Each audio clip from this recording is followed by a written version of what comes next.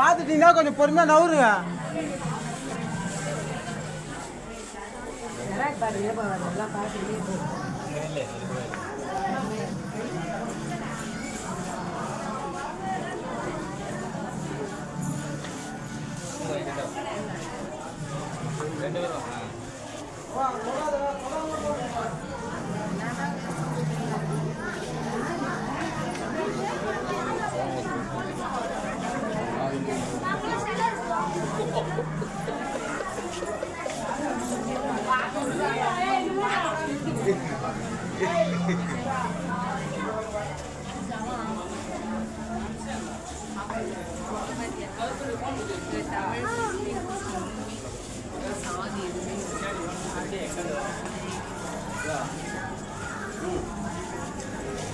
என்ன பண்ண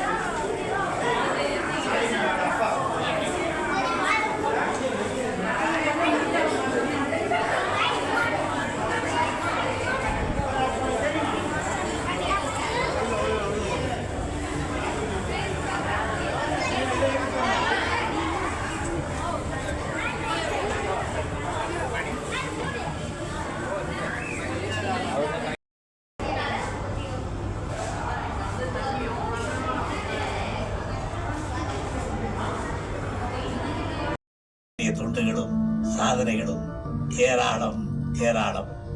1969ஆம் ஆண்டு இயற்றப்பட்ட ஆதி திராவிடர்களுக்கான இலவச வீடுகள் கட்டித்தரும் திட்டம் திராவிட முன்னேற்ற கழக ஆட்சியில் நிறைவேற்றப்பட்ட முத்தான திட்டமாகும்.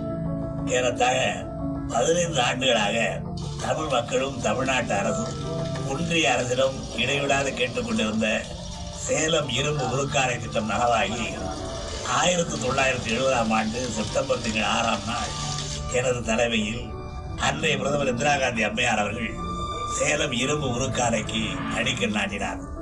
1971-72ஆம் ஆண்டுகளில் சாலையுடன் இணைக்கும் இணைப்பு சாலைகள் அமைப்பு திட்டமும் அனைத்து கிராமங்களிலும் மின் விளக்குகள் நிறுவும் திட்டமும் இயற்றப்பட்டு எல்லா கிராமங்களுக்கும் மின் வசதி செய்து தரப்பட்டு மின் விளக்குகள் நிறுவப்பட்டன.